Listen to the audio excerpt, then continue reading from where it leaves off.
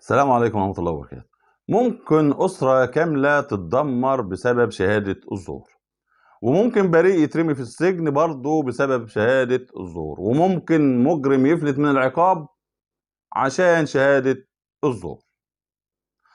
عشان كده ما تجاملش صاحبك ولا تجامل قريبك ولا تجامل زميل ليك وتروح تشهد معاه على واقعة انت مش عارفها او ما شفتهاش او ما تعرفش حتى اطراف النزاع فيها.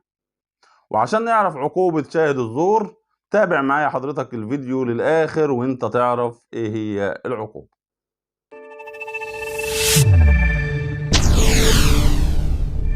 شهادة الزور باختصار هي تغيير للحقيقة او انك تقول حاجة غير الحقيقة.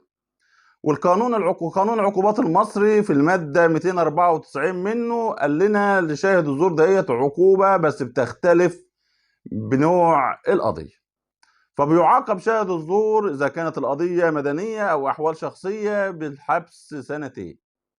أما حضرتك في حالة الجناية خاصة السرقة بالإكراه أو في القتل بيعاقب شاهد الزور بالسجن 15 سنة. أما لو كانت الجناية دهيت عقوبتها الإعدام فبيعاقب شاهد الزور بنفس العقوبة وهي الإعدام.